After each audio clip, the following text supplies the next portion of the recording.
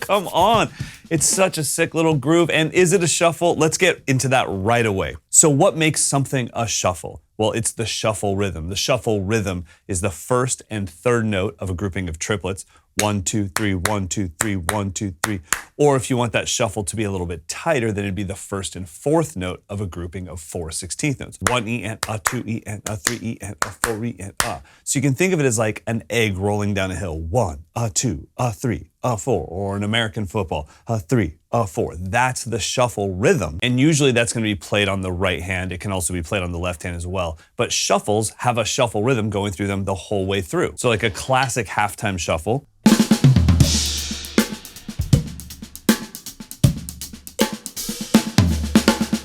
Well, that has that shuffle pattern happening the entire time on the right hand. Dun, dun, dun, dun, dun, dun, dun, dun, dun, dun. Now, the shuffle I'm going to teach you today has that on beats 2 and 4. So if we think of it as 1 into 1 into 2 into 2 into 3 into 3 into 4 into 4 into 2 and 4 have that shuffle pattern. 1 and 3, those are the variables. So 2 and 4, standard halftime shuffle parts.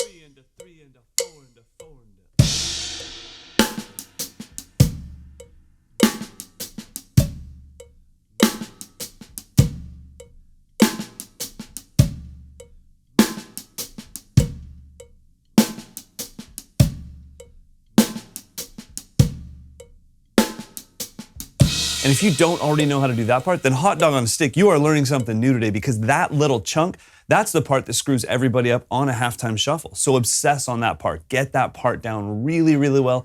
Once you have that down, then we can tackle the rest of this groove. So let's talk about beat 1. 1 endo, 1 endo, all the way to the downbeat of 2. We've got my favorite texture on the planet, little left foot. So right, ghost, left foot, right, left, kick, then we're into the backbeat of 2.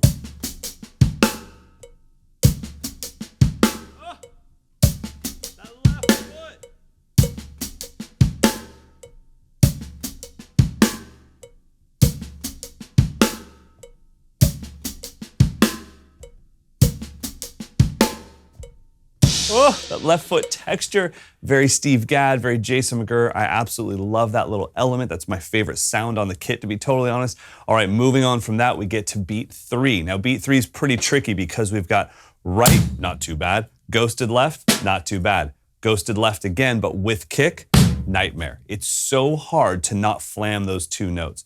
So right, left, then left together with the kick, then right, left, kick into the backbeat of 4.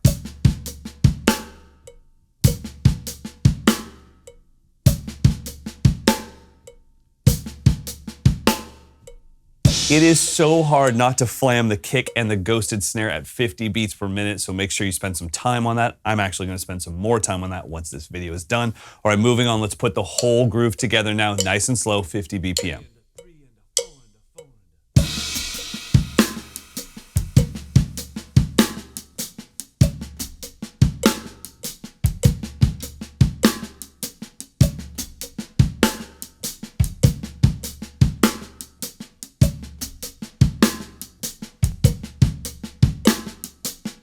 Now, once you have it down at 50, don't just jump up to the goal tempo of 75. Bump it up nice and slow, 55, maybe a little 57, then 60, then 65, and really, really soak it in at all the different tempos. You're also looking for the home tempo. Where does this groove feel best to you? Where do you find that you'll get the most use out of it? For me, it's somewhere between 70 and 80, so let's try it at 75.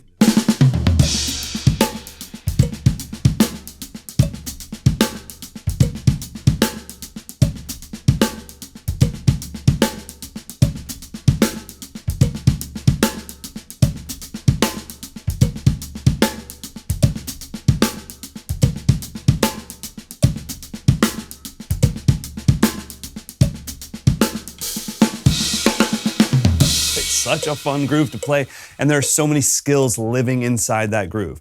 You're working obviously on your triplet-based feel, triplet-based groove feel. You've got that shuffle pattern on beats 2 and 4. You've got ghost notes throughout the whole thing, single and double ghost notes. You have a ghost note after a backbeat on 2 and 4. You have left foot texture. This is a groove that even if you think like, well, I'll never use this, Yes, you will. You'll use the skills that live inside this groove. Also, I probably should have said this at the beginning because I'm sure a few people have already typed this, but this is not the Purdy shuffle. This is not Fool in the Rain. This is not Rosanna. This is not a Jeff Porcaro thing. This is a triplet-based groove. Now, I would say at least half of it, beats 2 and 4, is a replica of the halftime shuffle, but beats 1 and 3 are different. And that's the whole point of this. I want you to grow your halftime shuffle with slight variations like these. And I want you to be able to hear the difference between a standard halftime shuffle where the right hand is shuffling through the entire thing and something like this that's a little more broken up. So hopefully you got something out of this, and hopefully you'll get something out of the skills that live inside this groove, even though you might tell yourself, I'll never play this groove on a gig. Neither will I, but I do use the skills inside this groove all the time. So YouTubers, get to work on this, have fun with it, be patient with yourself. If you want more lessons like this, there's a ton more over at mikeslessons.com. But until next time, go practice.